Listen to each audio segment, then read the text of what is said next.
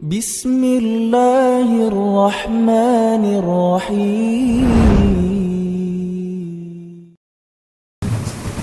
Bismillahirrahmanirrahim. Assalamualaikum warahmatullahi wabarakatuh.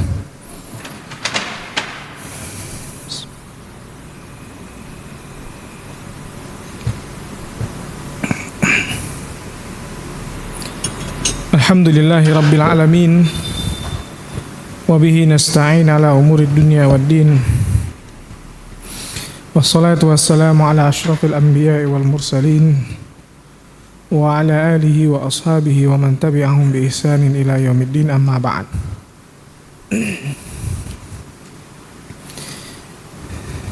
Ikhwati fillah, a'azzani Allah wa iyyakum jami'an. Kita lanjutkan pembacaan hadis-hadis yang ada di dalam Al-Kitab Al-Adabul Mufrad yang disusun atau dikumpulkan oleh Al-Imam Al-Bukhari rahimahullahu rahmatan wasi'ah.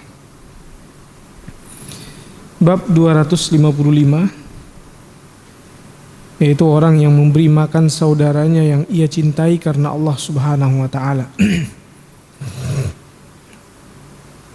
Imam Al-Bukhari mengatakan Sulaiman Abu Rabi' mengabarkan kepada kami, ia berkata, Jarir bin Abdul Hamid mengabarkan kepada kami dari Laits, dari Muhammad bin Nashar, dari Muhammad bin Al-Hanafiyah, dari Ali, ia berkata, la an ajma'a nafaran min ikhwani ala sa'in aw sa'aini min ta'amin ahabbu ilayya min an akhruja ila suqikum fa'atiqa raqabatan. Ali radhiyallahu an mengatakan, aku mengumpulkan beberapa orang saudaraku, yakni yang dimaksud adalah saudara seiman atau seagama, ya, untuk memberi 1 atau 2 sa' makanan. Jadi ngumpul traktir, ya. Kata beliau, itu lebih aku sukai, lebih aku cintai daripada aku berangkat ke pasar kalian lalu membebaskan seorang budak. Padahal budak itu harganya mahal, ya. Tentunya seorang manusia yang diperbudak dia mahal harganya, ya. Nah, memberi makan saudara yang seiman, orang-orang yang, ya, bertakwa, maka itu lebih baik, ya.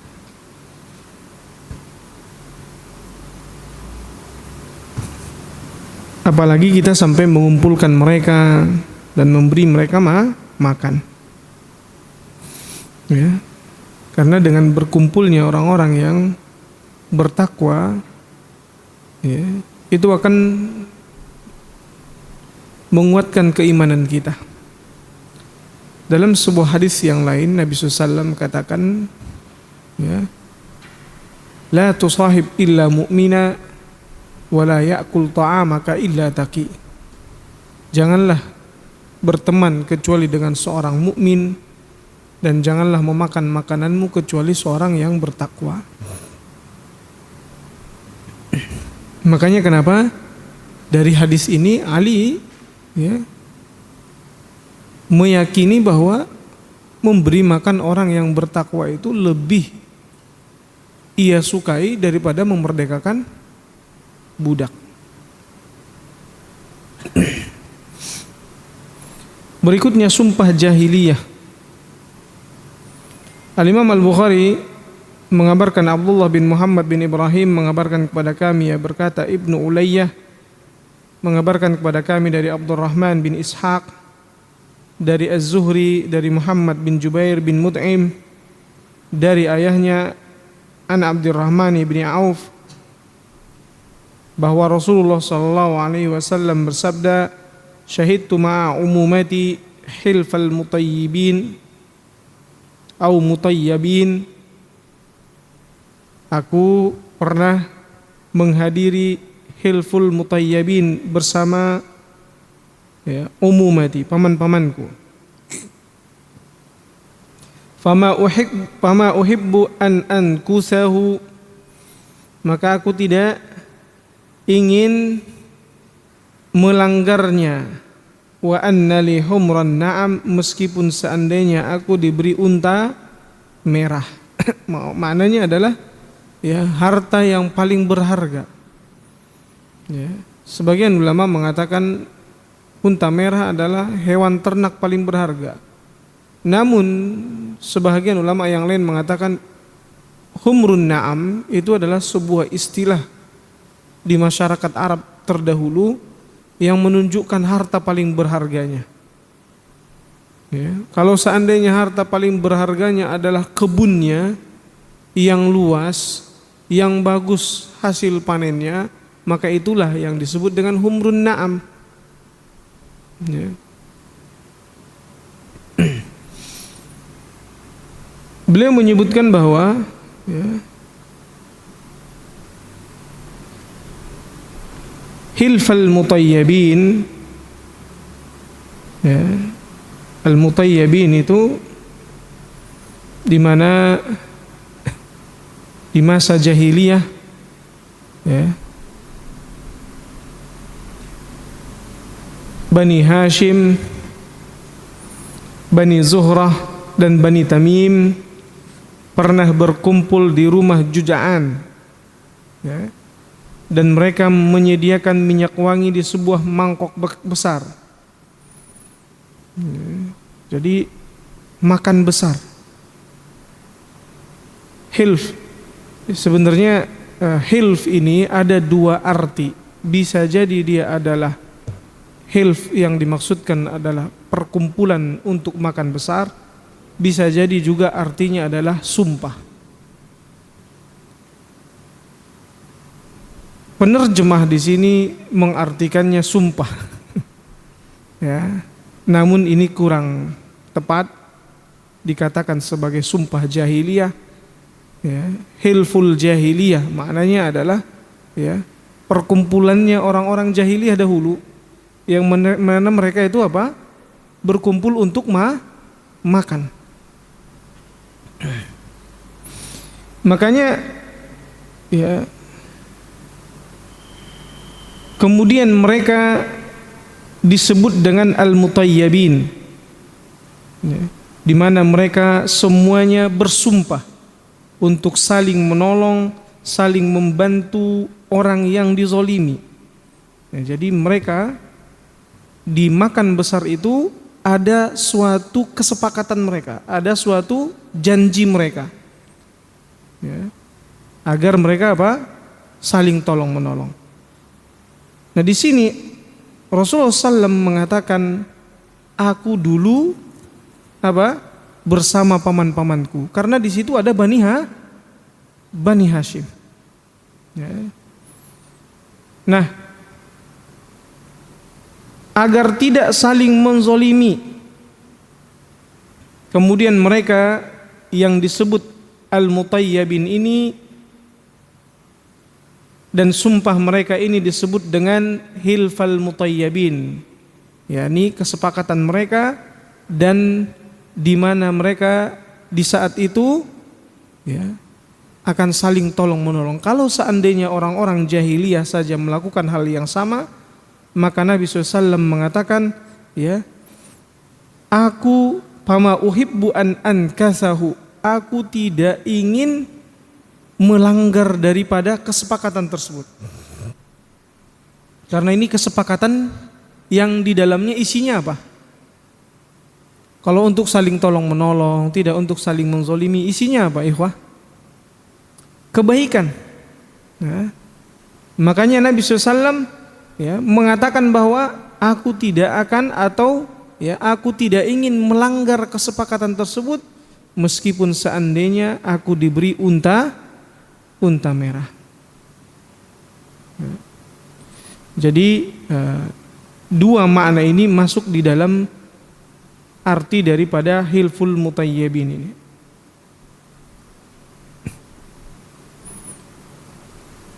Kemudian Bab yang berikutnya yaitu mempersaudarakan kaum muslimin.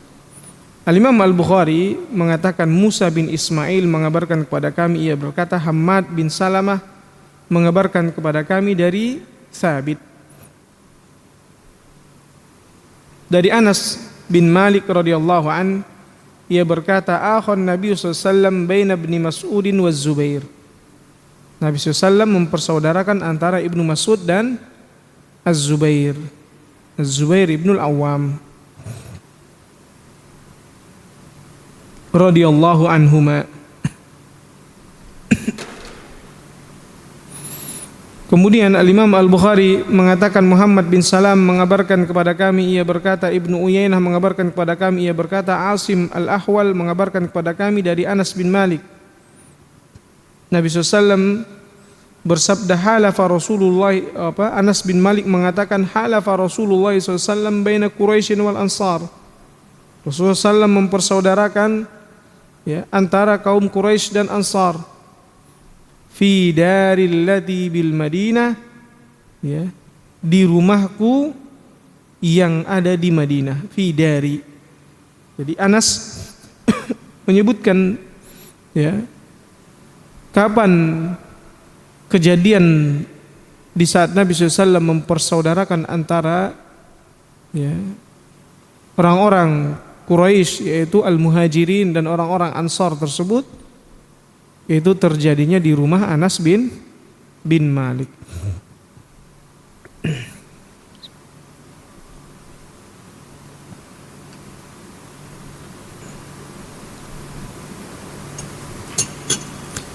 Kemudian tidak ada persekutuan dalam Islam.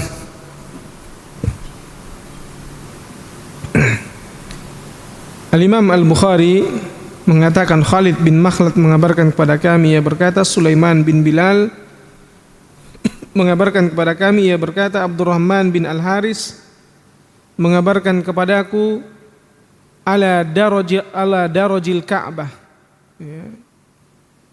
yakni dari Amr bin Shu'aib,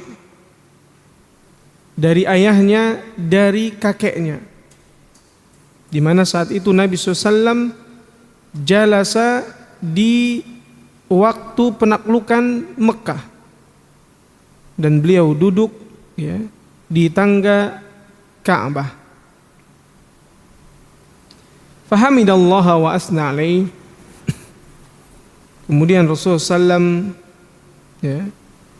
memuji Allah dan menyanjungnya. Summa qala man kana lahu hilfun fil jahiliyah lam yazidhul islamu illa syiddah. Barang siapa yang dia memiliki persekutuan, hilfun, pada masa jahiliyah, kesepakatan seperti sebelumnya, persekutuan dia punya di masa jahiliyah yang seperti itu, persekutuan di masa jahiliyah, maka Nabi SAW mengatakan lam yazidhul islamu illa syiddah, maka Islam tidak menambahnya melainkan kekokohan, menunjukkan bahwa persekutuan yang dahulu dibangun oleh orang-orang jahiliyah, di mana mereka bersekutu untuk saling membantu, saling menolong, tidak saling menzalimi, maka tidak ada satupun penambahan dari syariat Islam terkait persekutuan tersebut, kecuali apa? Kekokohan. Maknanya bahwa Nabi SAW akan mengokohkan persekutuan tersebut selama tidak menyelisihi syariat.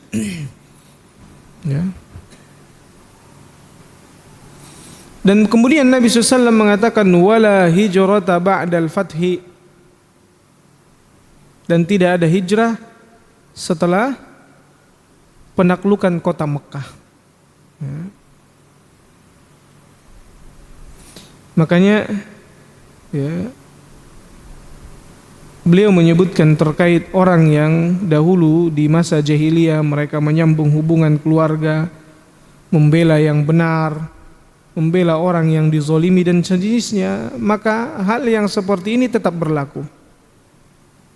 Adapun yang bertentangan dengan ajaran Islam, maka Islam menghancurkan dan membatalkannya. Jadi persekutuan yang tetap atau yang ditetapkan yang dahulu ada di masa jahiliyah, maka akan tetap persekutuan tersebut ada di dalam Islam, kecuali jika di dalamnya ada apa? Perkara yang bertentangan dengan ajaran Islam. Kemudian Nabi SAW mengatakan tidak ada hijrah setelah penaklukan Mekah. Maknanya adalah hijrah dari Mekah ke Madinah. Sehingga tidak ada lagi hijrah dari Mekah, karena Mekah pada saat itu sudah menjadi negeri Islam. Adapun hijrah yang dia dari negeri kufar kepada negeri Islam itu masih tetap berlaku ila yaumil qiyamah. Berikutnya meminta hujan pada awal turun hujan. Ada yang bertanya? Hah? Enggak ada. Abdullah bin Abil Aswad mengabarkan kepada kami, yakni Imam Bukhari menyebutkan, ia berkata Ja'far, yakni Ja'far bin Sulaiman mengabarkan kepada kami dari Thabit, dari Anas bin Malik, ia berkata asabana ma'an Nabi SAW matar. Ya, jadi kami terkena hujan di saat bersama Nabi SAW. Fahasaran Nabi SAW thawbahu anhu hatta asabahul matar. Maka Nabi SAW pun menyingsingkan bajunya hingga terkena air hujan. Jadi disengaja. Nabi SAW apa? Menyengaja agar pakaiannya terkena hujan. Maka kulna lima fa'alta. Di situ juga ada salah cetak ya. Ini lam fa'alta, harusnya lima fa'alta. Nah, ini para sahabat bertanya, kenapa engkau melakukan itu ya Rasulullah? Maka Nabi SAW mengatakan li'annahu hadithu ahdin bi rabbih. Karena hujan ini baru saja turun dari Rabbnya, atau baru saja diciptakan dari Rabbnya.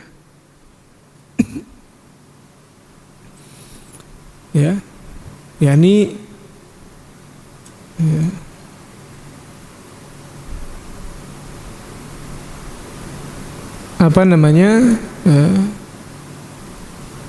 ada makna yang disebutkan oleh para ulama akidah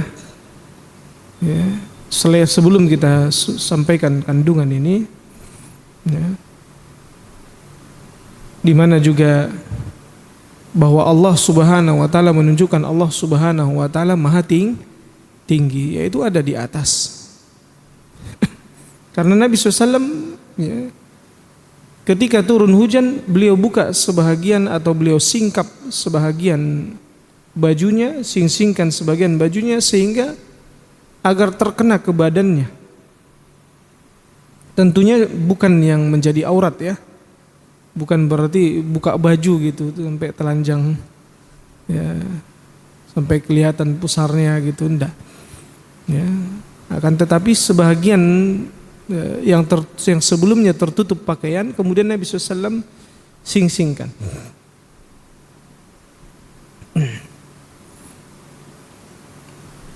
Nah, ini menunjukkan keutamaan di mana dari perbuatan Nabi SAW ini, ketika seseorang yang kita melihat orang yang lebih utama melakukan suatu perbuatan maka hendaklah kita bertanya alasannya. Ya. Agar jangan kita mengira-ngira. Ya. Kalau ada orang alim, mungkin perbuatannya ya, berbeda dengan yang biasanya, maka kita tanya. Ya. Karena biasanya mereka melakukannya ya, berdasarkan apa? Dalil. Dengan seperti itu maka kita akan mengetahui atau ya, menambah ya, keilmuan kita dan bisa kita praktekkan. Ini kan termasuk udah mulai sering hujan ya. Jadi pertama-tama masuk turun hujan. Nah, kalau kita masih di luar, boleh kita ya, naikkan mungkin sebagian ya, celana kita. Atau lipat sebagian ya, lengan baju kita agar terkena oleh apa? Ya, air hujan. Itu kalau yang baru-baru turun. Nah,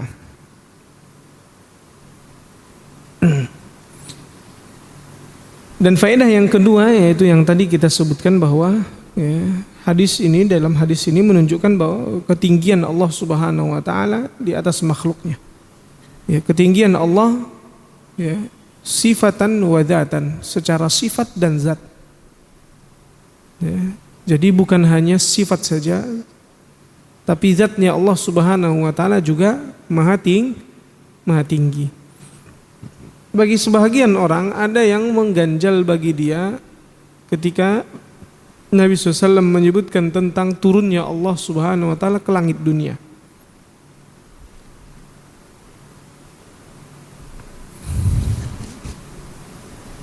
Allah turun ke langit dunia di setiap sepertiga akhir malam. Sehingga ada yang memahami bahwa berarti pada saat itu ya, langit di atasnya Allah, karena langit dunia, langit yang paling kecil kan, Allah turun ke situ. Ya, berarti kalau turun ke bawah. Dia berpikir seperti itu. Ya. Waliyadzubillah. Subhanallahi amma yasifun. Maha suci Allah atas apa yang mereka sifatkan. Ya. Allah itu maha besar. Ya. Kita tidak bisa membayangkan kemahabesarannya Allah Subhanahu wa taala. Ya. Dibandingkan arsy itu saja, arsy adalah makhluk Allah yang paling besar. Ya. Antara arsy dengan kursinya Allah Subhanahu wa taala yaitu ya, tempat kakinya Allah Subhanahu wa taala sebagaimana yang disebutkan oleh Ibnu Abbas, maudiul qadamain. Ya, kursi. Ya, perbandingannya dengan arsy ya, itu seperti gurun dengan kubangan air. Antum kalau ada kubangan air di gurun itu, nah itu ibarat kursinya, adapun gurunnya itu ibarat arsy. Ya. Sedangkan 7 lapis langit dibandingkan kursi, ya, itu ibarat danau. Ya. Kemudian ada 7 logam uang. Antum 7 logam uang, antum lemparkan ke danau. 7 logam ini ibarat 7 lapis langit. Sedangkan danau itu ibarat kursi. Jadi kalau dibandingkan kursi dengan arsy, nah, udah nggak kelihatan kayaknya ya. Apalagi dibandingkan dengan Allah Subhanahu wa taala. Manusia saja atau makhluk saja bisa jadi dia turun tapi dia tetap masih lebih tinggi. Ya. Antum itu ada tangganya enggak? Mimbar antum. Hah? Enggak ada. Ada 3 tangga ya. Nah, kalau antum diri contohnya di tangga yang ketiga. Kemudian habis itu antum turun ke tangga yang ya, paling kecil. Masih lebih tinggi nggak antum dibandingkan tangga yang ketiga itu? Hah? Antum masih lebih tinggi kan? Itu makhluk loh. Makhluk saja memungkinkan kalau dia turun, tapi dia tetap lebih tinggi daripada tempat dia turun itu. Makhluk saja bisa memungkinkan, apalagi Allah. Jadi kita tidak menggambarkan bahwa makhluk seperti itu, Allah seperti itu, enggak. Makhluk saja memungkinkan.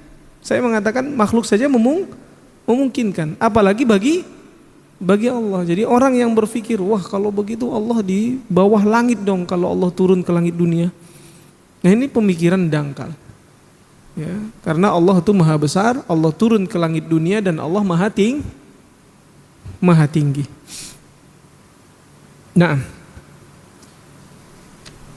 berikutnya kambing adalah berkah. Al-Imam Al-Bukhari mengatakan Ismail mengabarkan kepada kami, ia berkata Malik mengabarkan kepadaku dari Muhammad bin Amr bin Halhalah dari Humaid bin Malik bin Khuthaim bahwa ia berkata kuntu jalisan ma'a Abi Hurairah bi ardihi bil Aqiq. Aku pernah duduk bersama Abu Hurairah di tanahnya di daerah Aqiq. Fa'atahu qaumun min ahli Madinah ya ala dawabin. Ya, kemudian ya, suatu kaum dari Madinah ya, mereka mendatangi Abu Hurairah. Fanazalu, kemudian mereka turun. Qala Humaid, maka Humaid yang pada saat itu ada di situ ya. Faqala Abu Hurairah ya.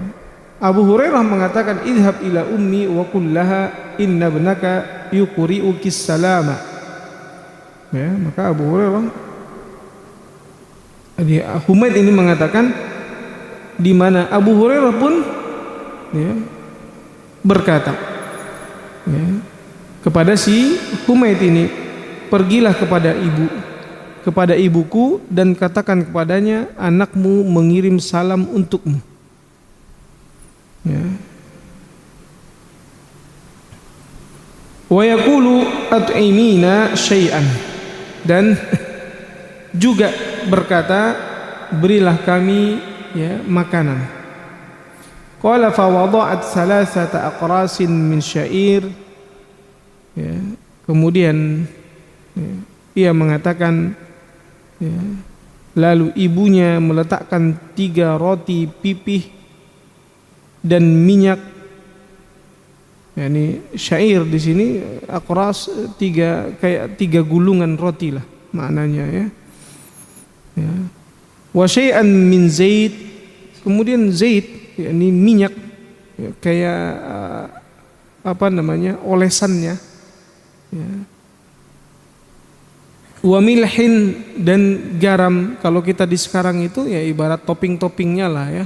Jadi roti itu biar ada rasa-rasanya kasih minyak, kemudian ada garam.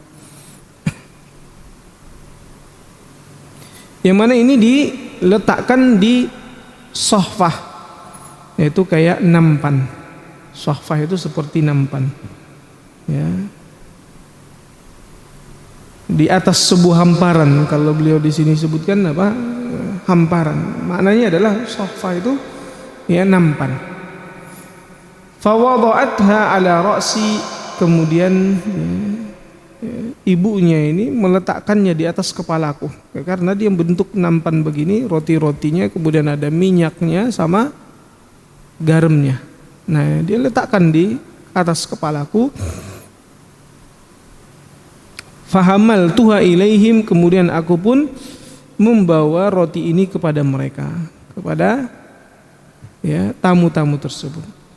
Falamma wada'tuhu baina aydihim, saat aku letakkan di hadapan mereka ya, kabbara Abu Hurairah, maka Abu Hurairah pun bertakbir dan ia berkata alhamdulillahilladzi ashba'ana minal khubzi ba'da an lam yakun ta'amuna illa al-aswadan. Maha suci Allah ya, yang telah membuat kita kenyang dengan roti ini setelah dahulu makanan kita hanyalah kurma dan air. menunjukkan bahwa kondisi kaum muslimin sudah mulai membaik, makanan sudah mulai lebih enak. Seperti kita lah contohnya yang kita rasakan tahun 90-an. Gimana makanan, ya kan? Biasanya makanan-makanan kampung. Kalau sekarang jenis-jenisnya sudah sangat banyak yang berbeda. Ini juga wajib kita syukuri. Falam yusibil qaumu minat ta'ami syai'an. Falamman sarafu qala, maka ketika kafilah itu mereka sudah makan dan saat mereka hendak pergi, lantas ia berkata, ya bena akhi, wahai anak saudaraku. Berarti anak saudara apa? Keponakan, ya. Ahsin ila ghanamika wamsahir raghama anha wa atib marahaha wa salli fi nahiyatiha. Jadi Abu Hurairah mengatakan kepada, wahai putra saudaraku, berbuat baiklah kepada kambingmu, hilangkanlah debu darinya, serta perbaikilah kandangnya dan sholatlah di dekatnya. Ya, karena para sahabat dahulu pun terkadang seperti itu. Bahkan Nabi SAW dalam sebuah hadis menyebutkan sallu fi marabidil ghanam, silahkan kalian sholat di kandang kambing. Ya, jadi kandang kambing boleh kita sholat, menunjukkan bahwa kotoran kambing itu tidak najis. Ya.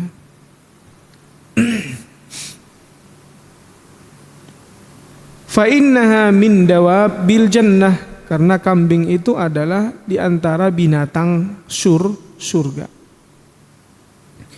Walladzi nafsi biyadih, dan demi zat yang jiwaku ada di tangannya, yaitu demi Allah. La yushiku ay ya'ti 'alan nasi zamanun takunu sallatu minal ghanami ahabba ila sahibiha min dari Marwan. Maka beliau menyebutkan akan datang suatu zaman yang sekawanan kambing itu lebih disukai oleh pemiliknya dibandingkan istana Marwan. Menunjukkan apa? Ya, ada keberkahan. Sebagian banyak yang bisa diambil dari perkataan Abu Hurairah radhiyallahu anhu yang terakhir ini. Ya, sebagian ulama menyebutkan bahwa adanya keberkahan pada kambing, ya, di mana kambing itu tidak mengganggu orang yang sholat, tidak memutus sholatnya. Kambing juga tidak memiliki sifat pembangkang, ya, dan dia banyak berkembang biak. Dan disebutkan bahwa kambing itu juga adalah salah satu binatang surga. Ya. Dan para pemilik kambing tersebut melukiskan kambing-kambing ini sebagai binatang yang mempunyai ketenangan. Makanya kenapa, ya, para nabi itu, ya, di awal-awal sebelum mereka diutus menjadi nabi, ya, kebanyakan dari mereka itu adalah penggembala kambing. Kemudian yang kedua, perintah mengerjakan sholat di kandang kambing adalah perintah yang menunjukkan pembolehan, bukan menunjukkan wajib sholat di kandang kambing, bukan. Tapi perintah yang menunjukkan boleh, silahkan kalian sholat di kandang kambing. Kalimat yang terakhir ini, di mana Abu Hurairah mengatakan, ya, akan datang suatu zaman sekawanan kambing lebih disukai daripada istana Marwan. Ya, bahwa orang-orang tidak begitu tertarik dengan gedung dan yang lainnya. Mereka lebih tertarik dengan kambing, di antaranya sebabnya karena kelaparan. Jadi istana itu nggak bisa dimakan, gitu ya. Orang kalau lagi kelaparan, mana yang mereka cari? Makanan gitu ya. Walaupun dikasih dia emas ya. Kalau dia nggak bisa tukar emas itu dengan makanan, dia tetap tidak tertarik terhadap emas tersebut ya. Nah, wallahu ta'ala alam.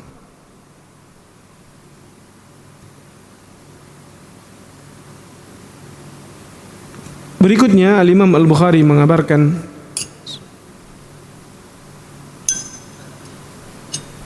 ya, silahkan.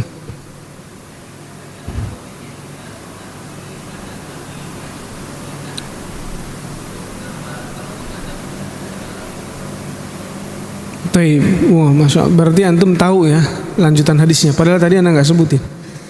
Ya, di mana Nabi SAW sebutkan sallu fi marabidil ghanam wa la tusallu fi marabidil ibil. Ya, salatlah kalian di apa? Kandang kambing. Silahkan salat di kandang kambing. Tapi jangan salat di kandang onta. Yang pertama, ya, tentunya hikmah daripada setiap syariat itu apakah kita taat atau tidak. Ya, Pak. Ini ya, kalau kita tanya kenapa, itu sebenarnya semua kita ingin ketika Allah Subhanahu wa taala menjadikan kita sebagai hamba dan kita sebagai hamba, maka harus ada yang ya,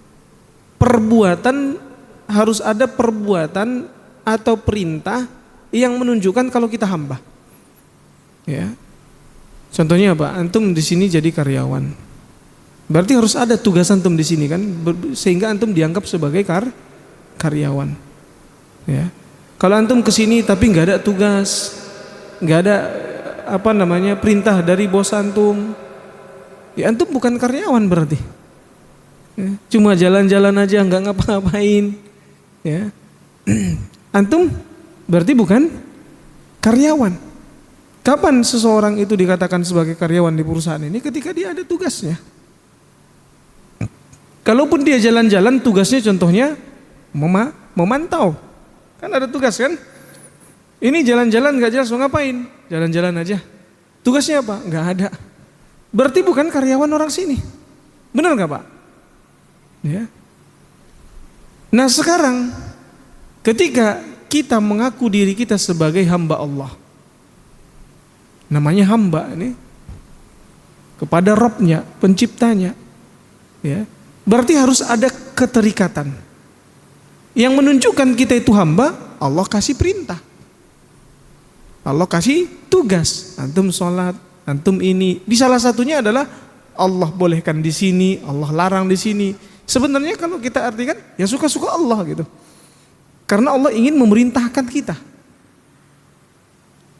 sebagai bukti kalau kita itu hamba Allah.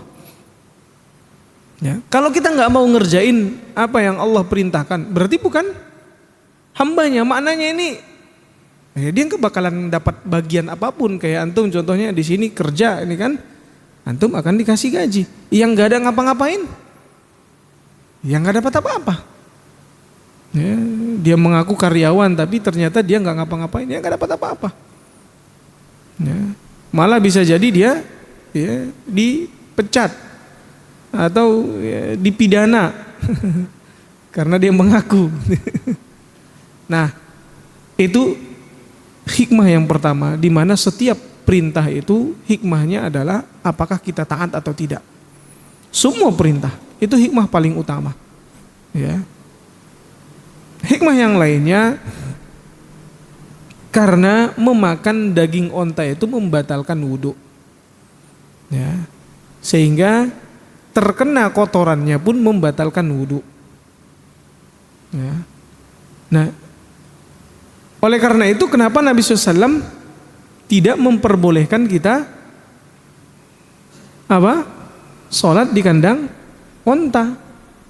Ya. Makan daging onta itu membatalkan wudhu. Ya. Nah, adapun makan daging kambing dia tidak membatalkan wudhu. Wallahu ta'ala alam. Ya, itu yang anak ketahui diantara kenapa Nabi SAW memperbolehkan sholat di kandang kambing, tidak memperbolehkan sholat di kandang unta. Ada lagi?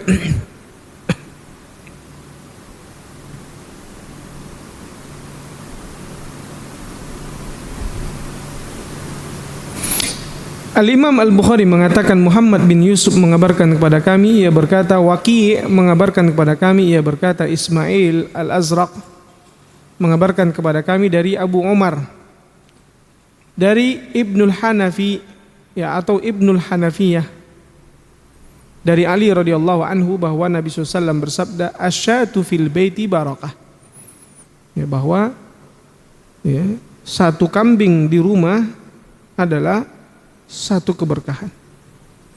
Wasyatani barakatani, dua kambing adalah dua keberkahan. Wassalasu barakatun, dan tiga kambing adalah keberkahan yang banyak. Ya. Ini kenapa? Karena kambing itu ya tidak memiliki sifat membangkang. Ya.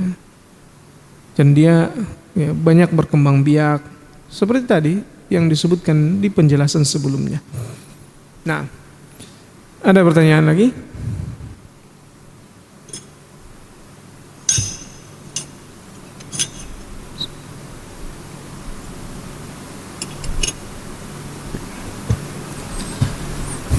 Kalau kambing itu keberkahan, maka onta itu adalah kemuliaan. Makanya bahkan mereka bangga dengan adanya ya onta-onta yang banyak. Ya. Dan harta yang paling berharga pun diistilahkan dengan humrun na'am, yaitu onta merah. Nah. Al-Imam Al-Bukhari mengabarkan, Ismail mengabarkan kepada kami, ia berkata, Malik mengabarkan kepadaku dari Abu Zinad, dari Al-A'raj, dari Abu Hurairah radhiyallahu anhu, anna Rasulullah sallallahu alaihi wasallam bersabda, ra'sul kufri nahwal masyriq,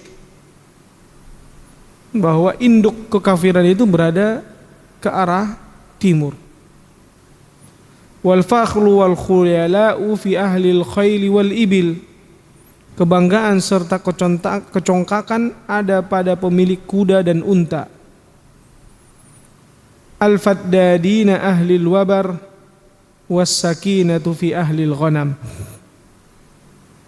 Juga ya, pemilik ratusan unta dan kuda serta pada para pemilik ternak di kampung-kampung, ahlil wabar, di dusun-dusun.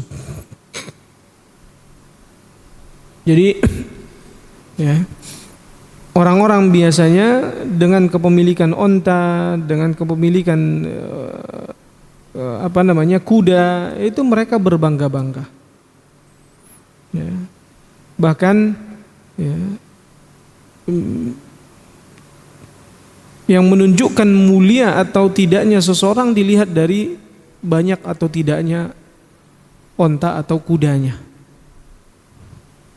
Itu dahulu ya, menunjukkan bahwa manusia melihat kemuliaan seseorang itu dari harta. Kalau sekarang ibarat kayak mobil lah gitu. Oh, kalau berjejer mobil di depan rumahnya, wah ini orang kadang ya memuliakan dia. Ya, padahal tidak ada di dalam agama kita perintah untuk memuliakan orang kaya. Kemudian Nabi mengatakan was-sakinatu fi ahlil ghanam, sedangkan ketenangan berada pada pemilik kambing. Ya.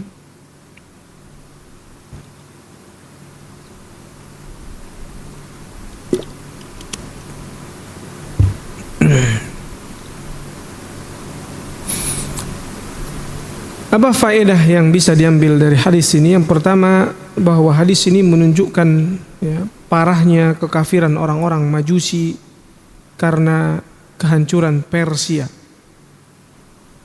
Ya. Dan orang-orang yang mengikuti mereka berasal dari arah timur jika dilihat dari Madinah. Ya. Jadi timurnya Madinah yaitu Persia. Sedangkan baratnya Madinah yaitu Romawi. Nah, orang-orang Persia ya orang-orang Majusi, jadi kekufuran mereka itu sangat parah. Oleh karena itu Nabi SAW mengatakan ya, ra'sul kufri nahwal masyriq. Ya, induk atau ya, inti daripada kekafiran itu berada di arah timur. Maknanya di Persia. Walaupun sama-sama kafir, ya, orang-orang Nasrani, Yahudi masih lebih ringan kekufurannya dibandingkan Persia. Nah,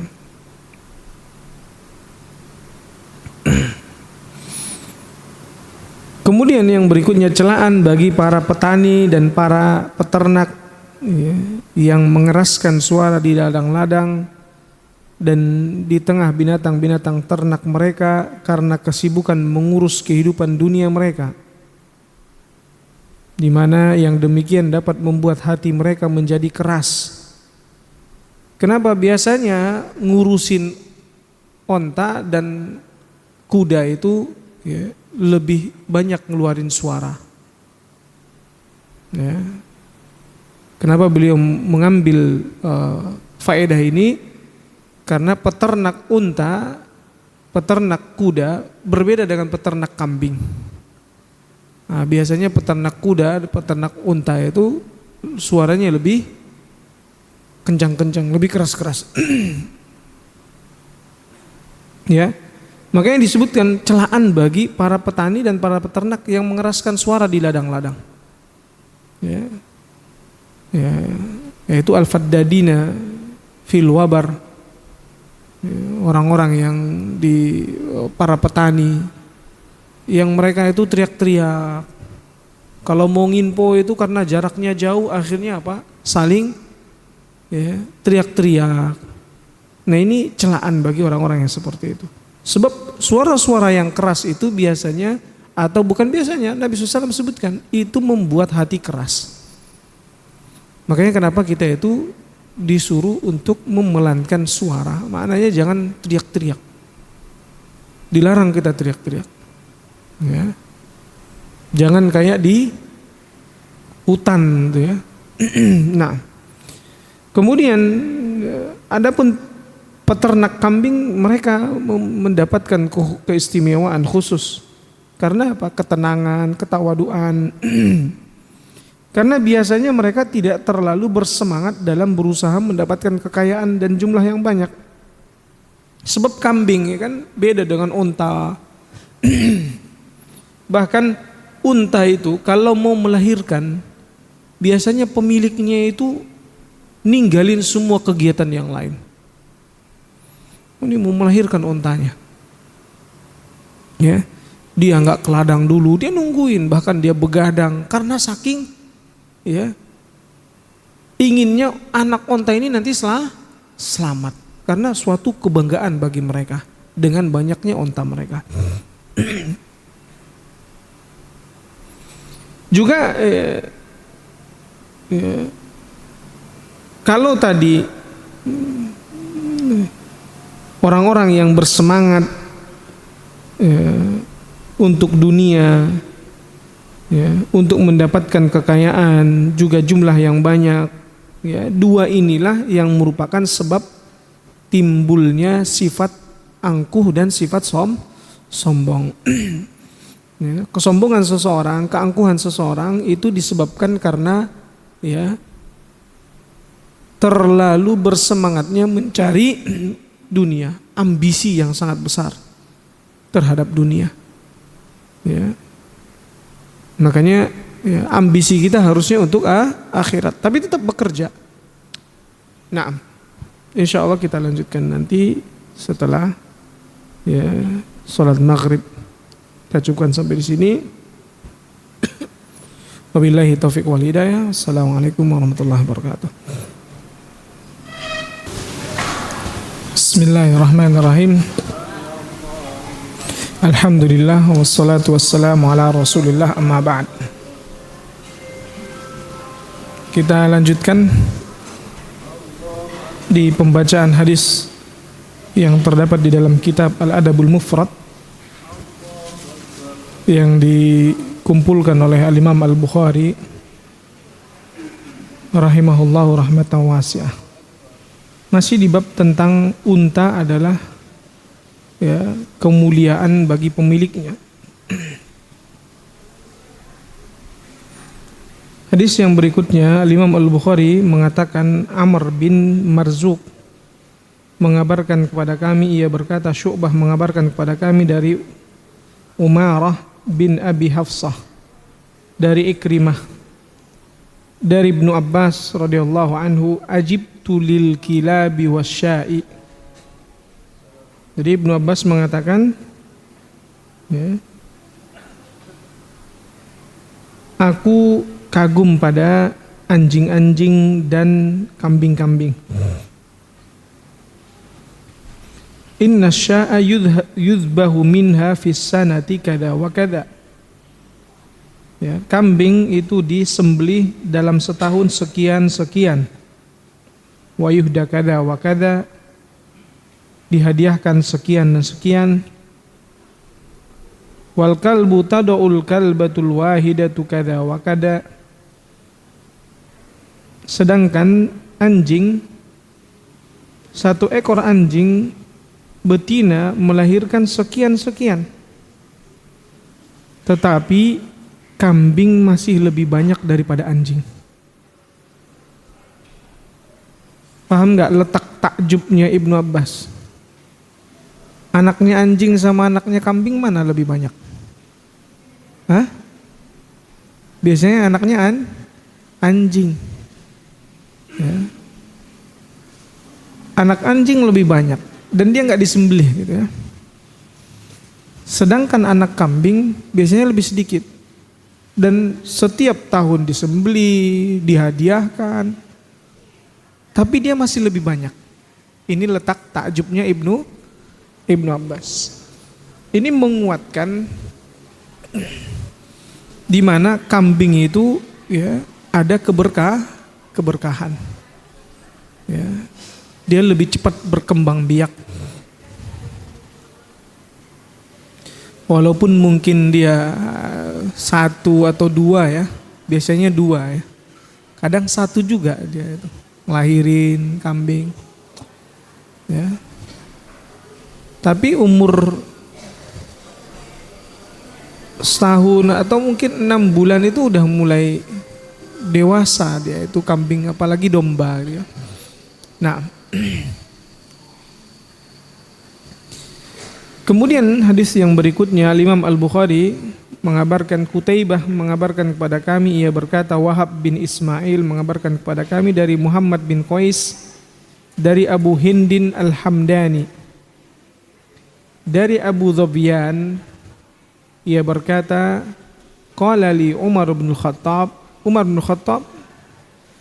berkata kepadaku ya Abu Dhobyan, wahai Abu Dhobyan, kam ata'uka, berapa pemberianmu? Qultu alfani wa khamsumi'ah. Beliau mengatakan 2.500. Qala lahu ya Abu Dhobyan, ittakhid minal harsi was-sabiya'i min qabli an taliyakum ghilmatu Quraisy. Maka Umar mengatakan, wahai Abu Dhobyan, jadikan itu untuk lahan pertanian dan peternakan sebelum orang-orang Quraisy menguasai kalian. La yu'addul ata'u ma'ahum malan. Pemberian harta bagi mereka tidaklah dianggap sebagai kekayaan.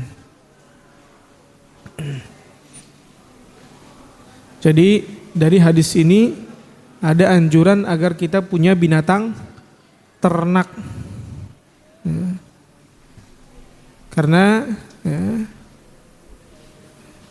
binatang ternak yang tentunya banyak itu diantara tanda atau sebagai bukti harta kekayaan bagi seseorang. Kalau zaman sekarang itu kebanyakan sudah mulai ditinggalkan beternak dan bertani ya. Banyak yang ya kerja di perusahaan dan yang lainnya. Ya. Ala kulli hal sebenarnya yang paling penting itu bertakwa. Itu yang pertama. Apapun pekerjaannya yang paling penting apa? Bertakwa. Namun dari semua pekerjaan ya yang lebih dianjurkan juga adalah beternak. Ya. Karena ya biasanya ketelatenan dalam beternak yang akhirnya itu akan menghasilkan kekayaan dibandingkan seseorang itu ya, bekerja dengan orang bertahun-tahun. Karena namanya ternak itu pasti apa? Berkembang biak. Nah,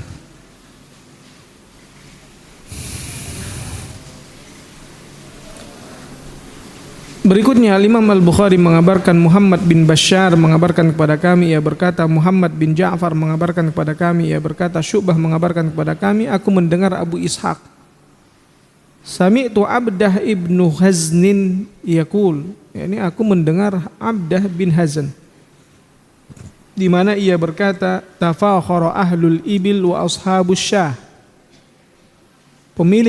para pemilik unta dan para pemilik kambing saling membanggakan diri. Faqala Nabi SAW, maka Nabi SAW ya, bersabda, bu'itha Musa wa huwa ra'i ghanam. Nabi Musa diutus sementara beliau adalah seorang penggembala kambing.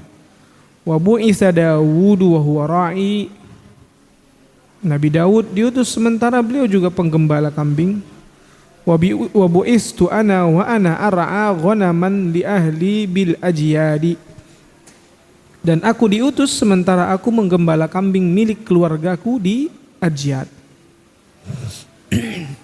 Ya. Jadi berarti siapa sebenarnya yang di antara penggembala onta dan penggembala kambing? Ya, karena kalau dilihat track recordnya gitu ya, penggembala kambing itu ya adalah ya profesinya para nabi gitu. Ya. Nah, jadi ini di dalam hadis ini ada hikmah bahwa para nabi diberi ilham melakukan kegiatan sebagai penggembala sebelum mereka diutus menjadi nabi. Ya, karena dalam menggembalakan kambing tersebut ini sebagai bentuk melatih mereka dalam mengurus umatnya. Di samping itu, ya, dengan bergaul bersama kambing, mereka memperoleh sifat sabar dan kasih sayang. Ya, mendapat kemampuan untuk mengumpulkan umatnya setelah mereka berterpisah. Karena kambing itu kan sudah terpisah maka dicari. Sebab kambing itu adalah binatang yang dia bergerombol. Sehingga si penggembala itu berupaya untuk bagaimana kambing-kambing ini terus bersama. Nah, para nabi diajarkan agar mereka juga ya menyatukan umatnya, tidak ya, mencerai-beraikan, dan juga mampu mengurus mereka dengan sebaik-baiknya. Itu hikmah menggembalakan kambing. Ada yang udah pernah menggembalakan kambing sih?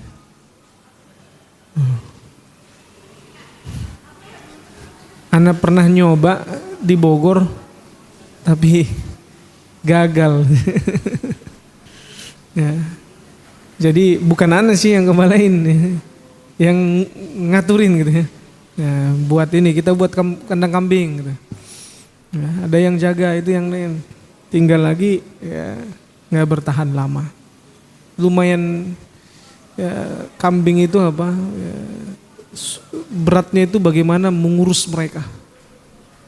Biar dia sehat, biar ketika beranak anaknya itu sehat.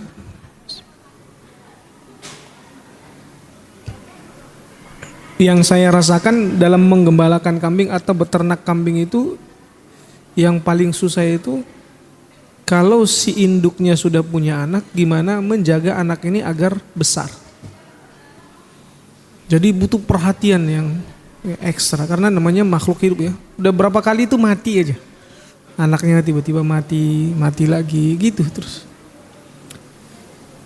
Berikutnya pemberitahuan dari Nabi SAW bahwa beliau pernah menggembala kambing, yang mana menunjukkan ketawaduan ya, Nabi SAW ya, terhadap Rabbnya. Jadi tidak ya, membangga-banggakan diri. Ya. Biasanya orang yang menggembalakan kambing itu ya gimana ya, orang gembala kambing itu enggak memiliki sifat songong itu enggak, karena yang dia gembalakan kambing gitu. Ya. Coba kalau yang dia gembalakan sapi gitu. Dia merasa bawaannya aja pas jalan sapinya banyak, wah, jalannya udah ke atas kepalanya. Karena apa? Karena sapi. Ya kan? Satu sapi aja udah berapa? Kalau dijual. Nah kalau kambing dia kadang lebih tawadu orang-orangnya, merendah. Pengen nyoba nggak ngembala kambing? Kemudian ya, kembali ke tempat asal setelah hijrah. Imam Al-Bukhari mengatakan Musa bin Ismail mengabarkan kepada kami, ia berkata, Abu Awanah mengabarkan kepada kami dari Umar bin Abi Salamah dari ayahnya dari Abu Hurairah radhiyallahu anhu. Beliau berkata, al-kabairu sab'un. Dosa besar itu ada 7. Awwaluhunna al-isyraku billah. Yang pertama adalah syirik terhadap kepada Allah, ya, menyekutukan Allah. Wa qatlun nafsi, membunuh jiwa. Wa ramyul muhsanat, menuduh berzina wanita yang suci. Wal a'rabiyatu ba'dal hijrah, kembali lagi ke tempat asal setelah hijrah.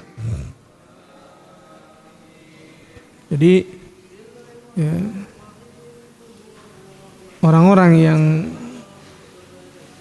sebelumnya mereka hijrah dari negeri kafir ke negeri Islam, ya, lantas setelah itu mereka balik lagi ke negeri kafir tersebut.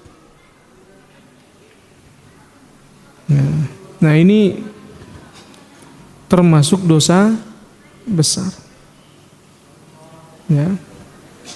Kecuali kalau seandainya negeri kafirnya tersebut sudah menjadi negeri Islam. Boleh nggak balik? Boleh. Ya. Yang tidak diperbolehkan itu kalau seandainya apa? Negeri tempat asalnya hijrah itu masih negeri kafir. Ya. Ini anehnya banyak orang yang sudah ada di negeri Islam, malah perginya ke negeri kafir. Nah itu biahnya atau hawanya itu udah beda. Antum berada di negeri kafir, walaupun antum mungkin mengatakan antum bisa sholat, antum bisa berpuasa Ramadan, tapi saat momen-momen seperti perayaan besar, antum akan terasa hawanya itu kayak hilang.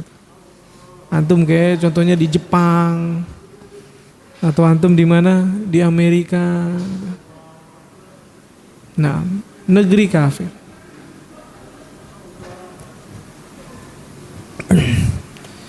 Berikutnya Imam Al-Bukhari mengatakan, ini di bab penduduk desa. Ada apa dengan penduduk desa sampai ada hadisnya gitu.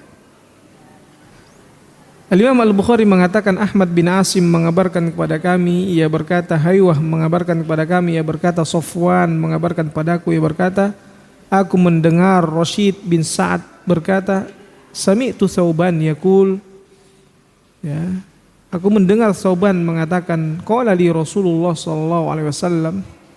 Thauban menyebutkan bahwa Rasulullah SAW bersabda kepadaku, la taskunil kufur, jangan engkau tinggal di desa terpencil. Fa inna sakinal kufuri kasakinil kubur. Karena sesungguhnya orang yang tinggal di desa terpencil seperti orang yang tinggal di kuburan. Ya. Kemudian Imam Al-Bukhari menyebutkan Al-Imam Ahmad mengatakan desa adalah kampung yang terpencil jauh. Maknanya di sini yang beliau artikan adalah al-kufur ini. Al-kufur. Ya, yaitu Ya, kampung yang terpencil jauh. Jadi jauh dari akses. Sehingga terpencil jauh. Jarang orang. Antum udah pernah ngerasain tinggal model seperti itu? Anda pernah ngerasain sebulan. Jadi tinggal di kampung terpencil, ya, karena buka hutan. Ya. Jadi ke desa yang terdekat aja harus jalan kaki 3 jam. Wah. Jadi kayak sesuatu yang ini kalau kita sampai pas lagi nggak kerja itu enak tuh pergi gitu. Ke setiap pekan itu sama teman-teman jalan kaki hanya untuk kadang karena nggak ada di tempat kita tuh nggak ada apa-apa, jadi kalau pengen ke nonton TV gitu hanya untuk nonton TV harus jalan 3 jam.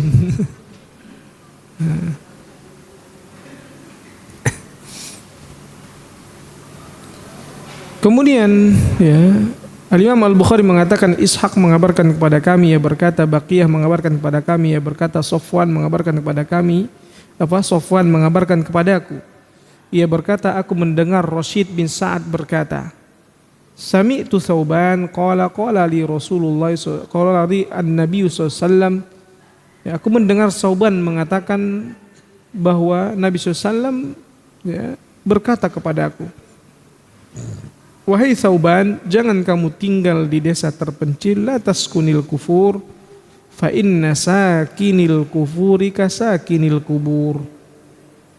Nah, ini matannya sama, tapi periwayatannya ada yang berbeda. Ya, dari Sofwannya sama, Sofwan kemudian Rashid bin Sa'ad sama, tapi yang mendengar dari Sofwan ini ada Baqiyah, ada Haywah. Yang mendengar dari Baqiyah itu Ishaq, yang mendengar dari Haywah Ahmad bin Asim. Jadi Haywah dan Baqiyah ini punya guru yang sama, yaitu Sofwan. Ya. Adapun Sofwan mendengarnya dari Rashid bin Sa'ad. Rashid bin Sa'ad mendengarnya dari siapa? Thauban. Nah, Al-Imam Al-Bukhari mendengarnya dari 2 jalur. Ya. Dari Ahmad bin Asim dan dari Ishaq. Walaupun matannya sama. Kenapa beliau menyebutkan di sini dua-duanya? Ya, karena beliau mendapatkannya dari dua jalur. Ya.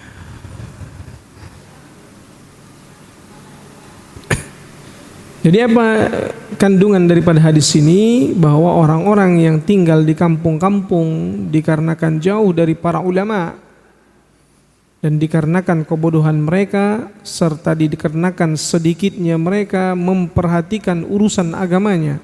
Kalau daerah-daerah yang terpencil, nggak ada alimnya di situ.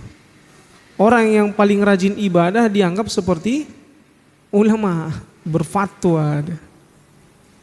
Nah. Juga apa? Kebodohan nyebar karena mereka hanya sibuk dengan mencari dunia, ya, dan mereka kurang dalam memperhatikan urusan agama. Sekarang aja biasanya antum terbedakan orang kota dengan orang kampung, ya. Makanya kenapa Nabi SAW itu menganjurkan kita tinggal di kota, ya, walaupun kecilnya di kampung.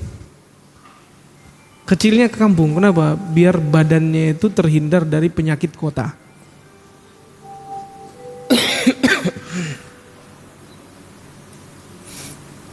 Juga orang seperti ini, orang-orang yang jauh terpencil ini, ya ibarat mereka seperti orang yang sudah mati yang tinggal di kuburan. Karena jauh dari agama. Karena mereka tidak mendapatkan orang yang mengurus dan mendidik mereka. Oleh karena itu orang jahil disebut mayit meskipun belum dikubur. Jadi orang jahil itu disebut apa? Mayit, walaupun dia belum dikubur. Ya, karena dia seperti orang yang tinggal di dalam kubur. Ya. Jadi orang yang jauh, yang bodoh itu seperti orang yang tinggal di dalam kubur. Nah, orang-orang yang jauh, yang terpencil di kampung-kampung yang terpencil, kenapa Nabi SAW melarang kita tinggal di situ? Karena apa? Alasannya kebodohan di sana. Antum kalau ke sana bisa jadi antum jadi dianggap aneh gitu. Ada ilmu antum, ada ini aneh ini. Nah, pernah ngerasain nggak kalau di kampung itu kita dianggap aneh gitu? Nah, kenapa? Karena kebanyakannya orang-orang jahil. Mereka nggak tahu. Nah, ada pertanyaan?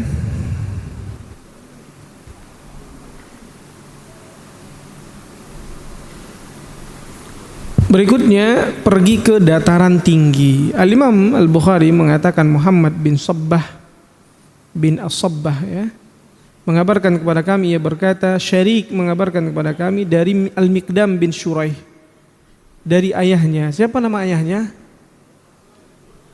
Hah? Nama Al-Miqdam, bapaknya Al-Miqdam siapa? Syuraih. Ini nggak nemu namanya, aneh tuh, karena di situ disebutin Ibnu Syuraih. Ia berkata sa'altu Aisyah ta'anil badwi. Siapa yang berkata ini? Si Syuraih. Dia berkata kepada siapa? Bertanya kepada Aisyah. Ya. Tentang orang-orang atau tentang pergi ke pedesaan. Qultu wa hal kana Nabi sallallahu alaihi wasallam yabdu? Ya. Maka aku bertanya, apakah Nabi SAW dulu pergi ke desa? Maka Aisyah mengatakan, qalat na'am. Iya. Kana yabdu ila haula'i tila. Beliau pergi ke pancuran-pancuran air mereka. Jadi maknanya di situ bukan untuk tinggal. Ya, tapi lewat atau berkunjung.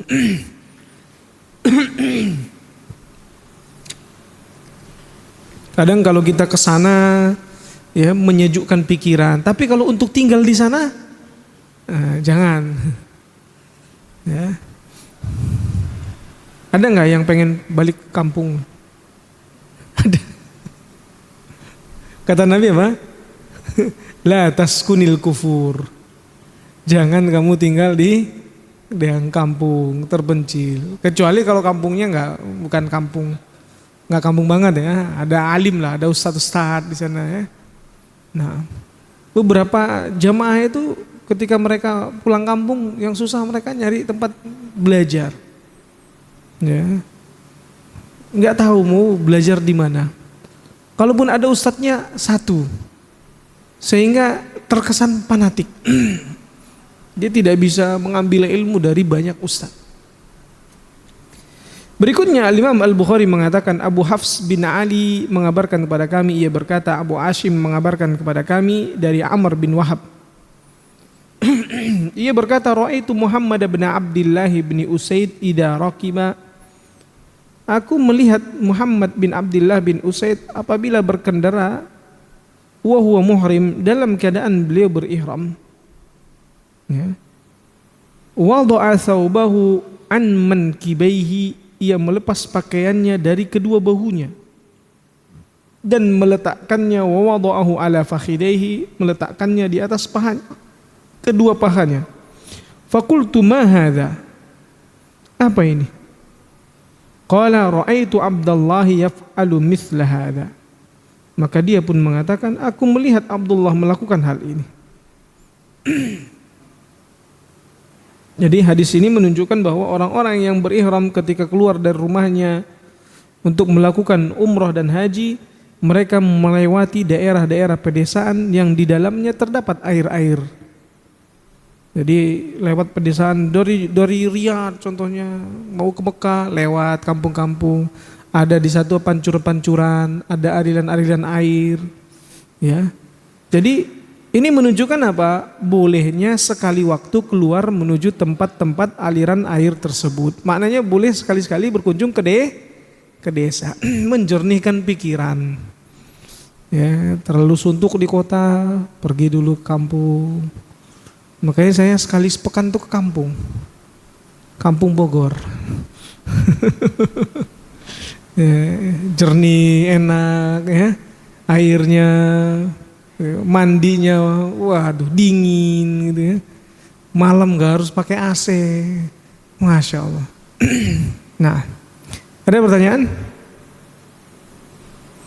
berkaitan dengan kampung?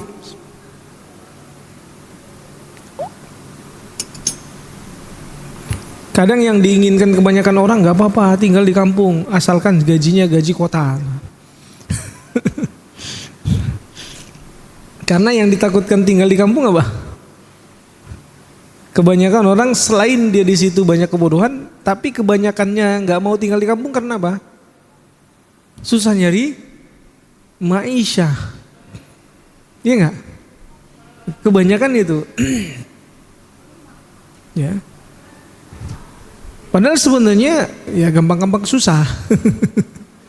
Kalau mau fokus beternak, bertani gampang. Insya Allah gampang. Kalau luas ya, kalau luas yang mau digarap. Tapi kalau cuma sepetak, ya, mau beternak juga nggak ada lahan, susah juga.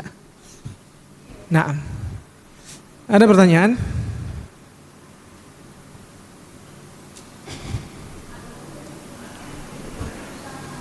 Berikutnya menutupi rahasia dan bergaul dengan semua orang agar mengetahui akhlak mereka.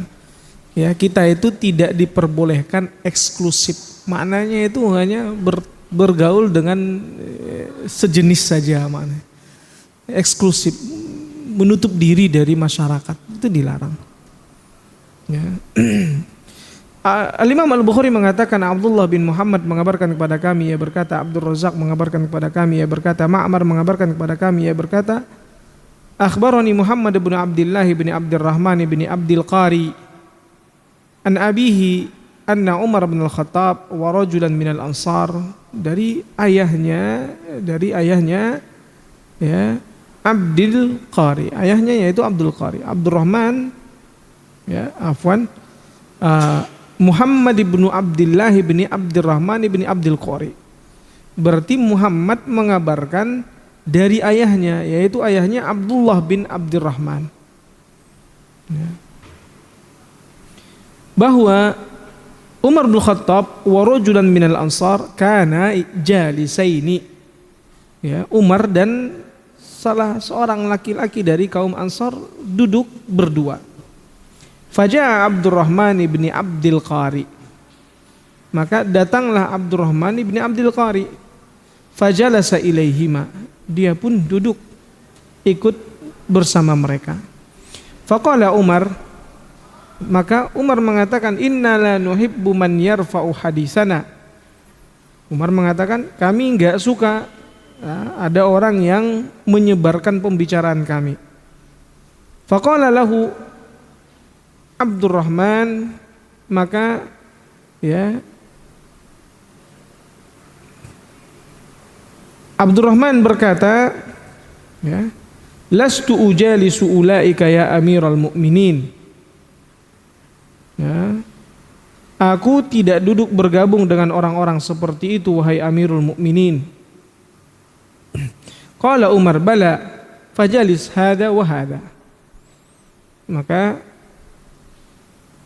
Umar mengatakan, tentu baiklah, duduklah engkau bergabung bersama orang ini dan orang itu, ya.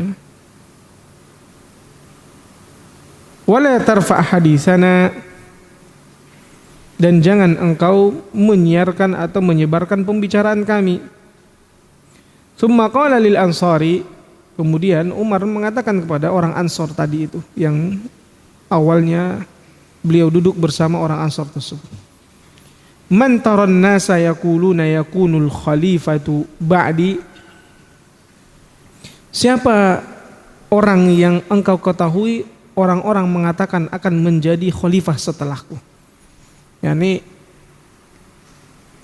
yang tersebar, isu yang tersebar itu di kalangan masyarakat, mereka ya, menurutmu apa yang kamu dengar bahwa mereka mengatakan tentang khalifah setelahku itu siapa?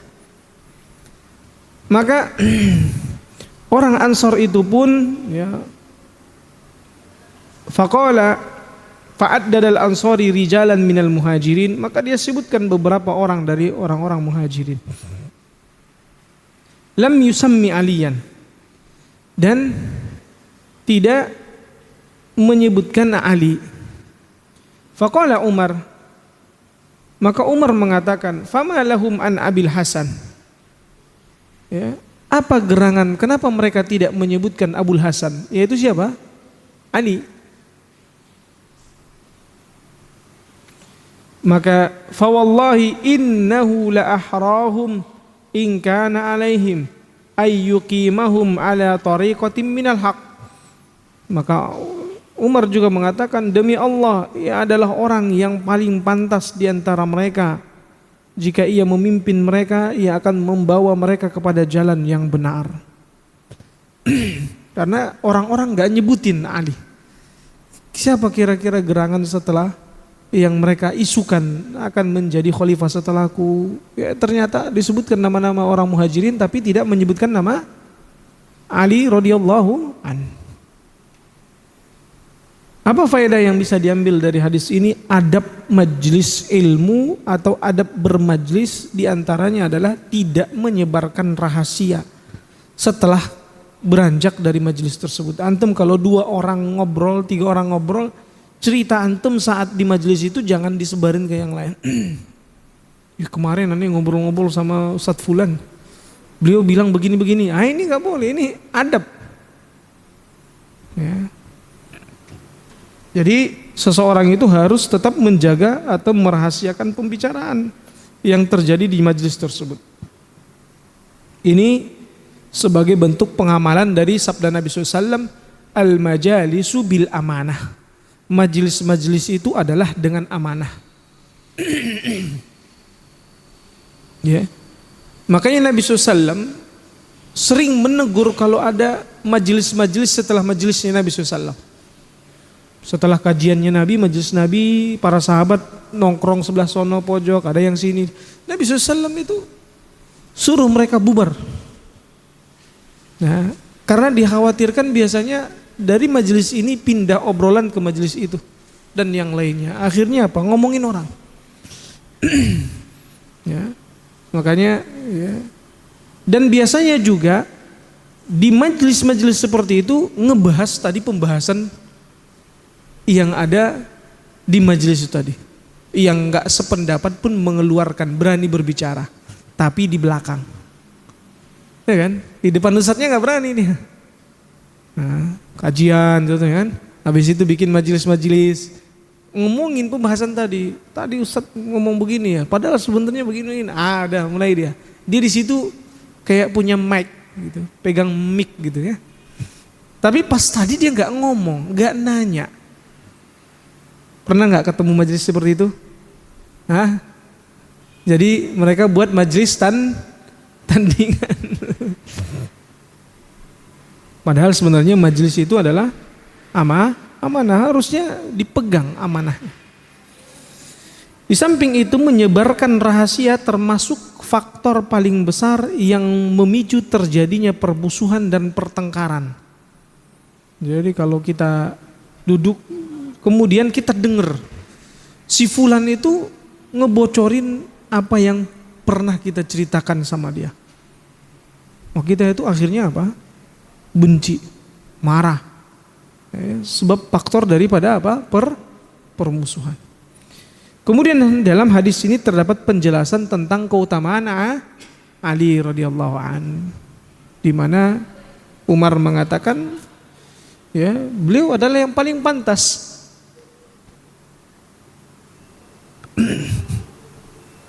Walaupun Umar pada saat itu memberi wewenang kepada ahlus syura, ya, untuk memilih siapa khalifah setelah beliau. Maka mereka ahlus syura ini memilih Utsman. Ya. Adapun Umar sendiri itu ditunjuk langsung oleh Abu Bakar. Nah, ya, ada pertanyaan? Kita cukupkan sampai di sini ya. Tidak ada?